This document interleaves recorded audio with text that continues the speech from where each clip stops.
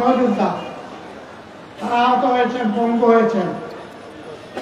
আজকে তাদের দাবির জন্য যেদিন জুলাই সনদে স্বাক্ষর হবে সেই দিনটি পর্যন্ত তাদেরকে রাস্তায় নামতে হচ্ছে। আমি মনে করি এই জাতির জন্য একটি লজ্জাস্কর। আমরা বারবার দাবি করেছি তাদেরকে স্বীকৃতি দিন, সাংবিধানিক স্বীকৃতি দিন, তাদের প্রতি মর্যাদা দেখান। কিন্তু না, আমাদের সরকার তা দেখাতে ব্যর্থ হয়েছে বলেই আজকে তারা সংসদের দক্ষিণ প্লাজায় অবস্থান নিয়েছে।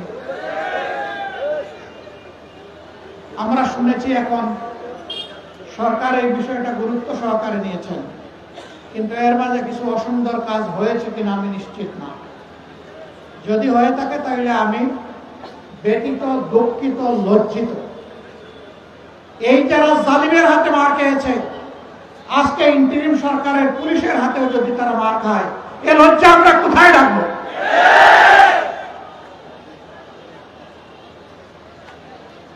আমরা সরকারকে বলবো, দয়া করে নিজেদের দায়িত্বের প্রতি আপনারা সুবিচার করুন। আমরা আর তাদেরকে রাস্তায় দেখতে চাই না। আরো অনেকে দাবি দেওয়া নিয়ে নেমেছেন। অনেকের দাবি দেওয়া জুলাই যোদ্ধাদের দাবি দেওয়া এক না,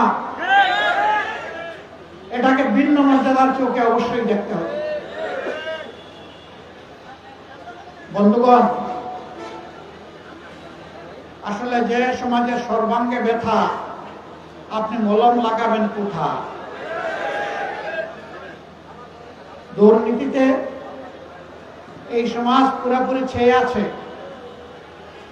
আগেও ফ্যাসিজমের সময় দুর্নীতি হয়েছে, এখন আরো বিপুল শক্তিতে এখন দুর্নীতি হচ্ছে। কোথাও মানুষের কোনো শান্তি নেই, নিরাপত্তা নেই, ইজ্জত নেই। প্রতিদিন চাঁদাবাজি, এইটা সেইটা কেন্দ্র করে অহরহ মহৎ হচ্ছে, দুর্ঘটনা ঘটে চলছে। এর তো সমাপ্তি অবশ্যই হতে হবে। কে করবে এই সমাপ্তি?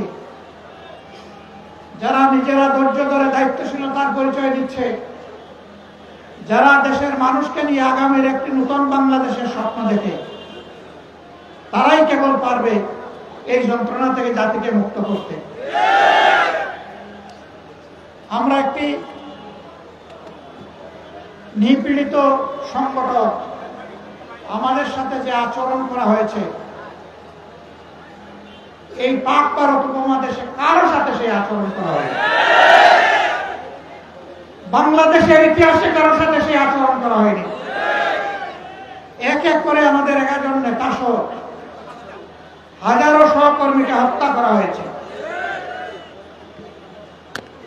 এর পাশাপাশি হাজার হাজার সহকর্মীকে পঙ্গু করা হয়েছে, চাকরি ছাড়া করা হয়েছে, বাড়ি ছাড়া করা হয়েছে, বাড়িঘর বুলডোজার দিয়ে ভেঙে দেওয়া হয়েছে, সবগুলো অফিস বন্ধ করে রাখা হয়েছে, আমাদের প্রতীক কেড়ে নেওয়া হয়েছে। আমাদের সংগঠনকে দিশেহারা সরকার শেষ পর্যন্ত নিষিদ্ধ ঘোষণা করেছে। বলেন, এটা কারো প্রতি করেছে? কোন কালে করেছে? কারো প্রতি এটা হয়নি। কিন্তু যখন 5 আগস্ট বিপ্লব হয়ে গেল, আমরা সিদ্ধান্ত নিলাম এই মজদুর সংগঠনকে এই সবার আগে এগিয়ে আসতে হবে, এই সমাজের পক্ষে মানুষের কল্যাণের জন্য, শান্তি শৃঙ্খলা ফিরিয়ে আনার জন্য। আমরা ঘোষণা দিলাম, আমরা ব্যক্তিগত পর্যায়ে কারো উপর থেকে কোনো ধরনের প্রতিশোধ নেব না। তবে ক্ষতিগ্রস্ত পরিবার এবং ব্যক্তি, তাদের ন্যায় বিচার পাওয়ার অধিকার আছে। তারা যদি আদালতের আশ্রয় নেয়, আমরা তাদেরকে সর্বাত্মক সহযোগিতা করব। আফসোস, আমাদের মিডিয়ার সকলে নয়, 2-1 জন মগজ বিগড়ে গেল। তারা আমার কথাটাকে উল্টাইয়ে ফেললেন। তারা বললেন যে জামাতের আমির আওয়ামী লীগকে ক্ষমা করে দিয়েছেন। আওয়ামী লীগ শব্দটাও আমি মুখে আনি। আমি তখন ওই মিডিয়াকে জিজ্ঞেস করলাম যে আপনার কানে কি তালা ছিল আর চোখে কি আপনি স্টিলের চশমা পরেছিলেন? কেন আপনি আপনার কথা আমার উপর চাপাই দিলেন? আপনি তো এই নিউজটা করেছেন পারভার্টেড নিউজ, ন্যায়ভ্রষ্ট নিউজ। আপনি সাদাকে সাদা বলেন নাই, কালোকে কালো বলেন নাই, আপনি সাদাকে কালো বানিয়েছেন। সম্মানিত ভাইরা, আমাদের অবস্থান ওখানেই আছে, আমরা বদলাইনি। আমরা বলেছিলাম আমাদের সহকর্মীদেরকে চতুর্দিকে সতর্ক দৃষ্টি রাখুন, কেউ যাতে সমাজকে অস্থির করতে না পারে। আমরা বলেছিলাম চলে যান, ইসলাম, হিন্দু ধর্ম, বৌদ্ধ ধর্ম, খ্রিস্ট ধর্ম সকলের উপাসনালয়, মসজিদ সহ সবগুলোতে ভাড়া বসা। আমাদের সহকর্মীরা একটানা 15 দিন মেঘে ভিজে রোদে শুকিয়ে সেই দায়িত্ব 24 ঘন্টা পালন করেছে। 15 দিন পরে সবার সাথে আলাপ আলোচনার প্রেক্ষিতে আমরা আমাদের কর্মীদেরকে ঘরে ফিরিয়ে দিয়েছি। আমরা আমাদের সহকর্মীদেরকে বলেছিলাম সাবধান, আমরা জানি 15 বছর অনেক ক্ষতিগ্রস্ত হয়েছে আর্থিকভাবে, দৈহিকভাবে, মান ইজ্জতের দিক থেকে, কিন্তু অবৈধ হাত কারো দিকে বাড়ানো যাবে না, কোনো চাঁদাবাজি চলবে না, আমরা কোনো চাঁদাবাজ দেখতে চাই না। আমরা অফিসে যারা দায় দায়িত্ব পালন করছেন তারা এই নতুন বাংলাদেশে ঘুষ খাবেন, এটা আমরা দেখতে চাই না। হ্যাঁ, আমরা চেষ্টা করেছি আমাদের সহকর্মীদেরকে নিয়ন্ত্রণ, এর মাঝে কেউ ব্যতিক্রম করলে ছাড় দেই নাই। 2-1টা ব্যতিক্রম হয়েছে, কঠোরভাবে তাদেরকে ধরা হয়েছে, ব্যবস্থা নেওয়া হয়েছে। কিন্তু আলহামদুলিল্লাহ বাংলাদেশের আপামর জনতার সাক্ষী, আজ বাংলাদেশ জামাতে ইসলামী চাঁদাবাজ দল হিসাবে কুপরিচিতি লাভ করে না, বরঞ্চ নিরীহ জনগণের পাশে, ব্যবসায়ীদের পাশে দাঁড়াতে গিয়ে, ফুটপাতের আমার ক্ষুদ্র হকার ব্যবসায়ী ভাইদের পাশে দাঁড়াতে গিয়ে বহু জায়গায় আমাদের মানুষ সন্ত্রাসীদের হাতে, চাঁদাবাজদের হাতে আহত হয়েছে। হ্যাঁ, এটি নিয়ন্ত্রণ করার দায়িত্ব সরকারের। আমরা তো সরকারের কেউ না, আমরা সরকারকে দাবি জানিয়েছি, কিন্তু এই সরকার কিছুই করতে পারে না। আমরা কথা দিয়েছি দেশবাসী, আপনাদের ভালোবাসা এবং সমর্থনে আল্লাহ রাব্বুল আলামিন যদি আমাদেরকে এই দেশবাসীর খেদমতের দায়িত্ব দেন, সরকার গঠনের সুযোগ দেন, আমরা নিজেরা চাঁদা তুলব না, নিরীহ জনগণের কাছ থেকে জুলুম করে এবং কাউকে চাঁদাবাজি করতে দেব না।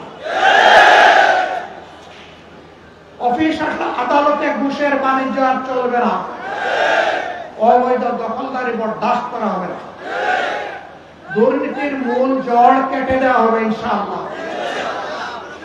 আমরা একটা দুর্নীতিমুক্ত বাংলাদেশ দেখতে চাই। জাতি, ধর্ম, দল, মত নির্বিশেষে 18 কোটি মানুষের প্রত্যেকটা নারী পুরুষ রাষ্ট্রীয় সংবিধান স্বীকৃত তার সকল অধিকার সমানভাবে ভোগ করবে ইনশাআল্লাহ। আমরা সকলের জন্য ন্যায় বিচার কায়েম করব, বিচারে কারো প্রতি কোনো সামান্য তারতম্য করা হবে না।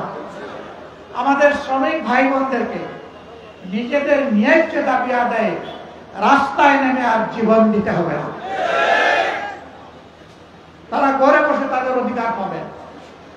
শ্রমিকরা যদি তাদের শ্রমের ন্যায্য মূল্যায়ন পায়, তাহলে মালিকরাই উপকৃত হবে। তখন তারা সন্তুষ্টির সাথে পূর্ণ যোগ্যতা উজাড় করে তারা তখন কলকারখানার গতি বাড়িয়ে দেবে, এতে মালিকরাই উপকৃত হবে। শ্রমিক টকাইয়া কোনো মালিক বাঁচবেন না। শ্রমিক মরলে আপনার ইন্ডাস্ট্রি বা কারখানারও মৃত্যু হতে বাধ্য। আমরা এখানে শ্রমিক মালিক সংঘাত চাই না, আমরা চাই শ্রমিক মালিক পরস্পরের সহযোগী, পরস্পরের ভাই। আমরা এই সহযোগিতার ভাবটাই আমরা এখানে স্থির করতে চাই।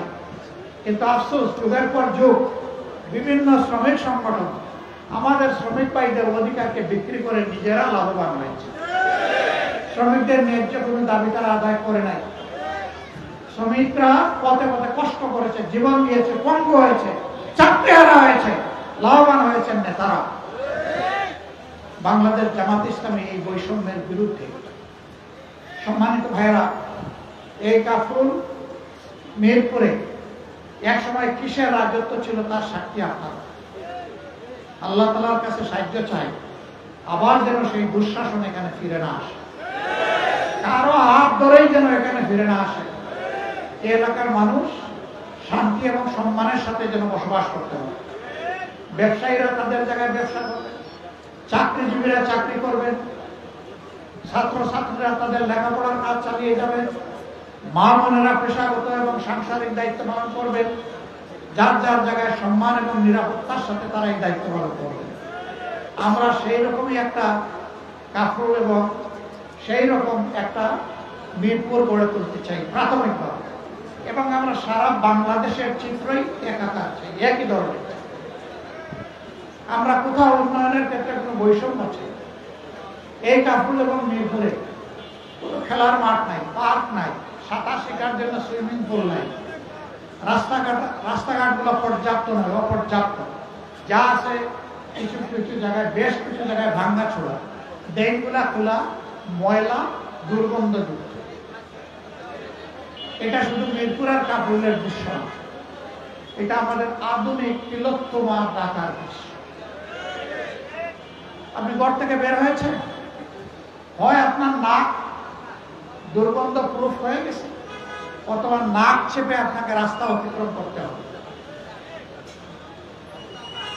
এর পাশাপাশি ছিনতাইকারী, চোর ডাকাতদের, বাটপারদের হাতে আপনাকে করতে হবে। আমরা এই সকল যন্ত্রণা থেকে সমাজকে মুক্তির জন্য লড়াই করতে চাই।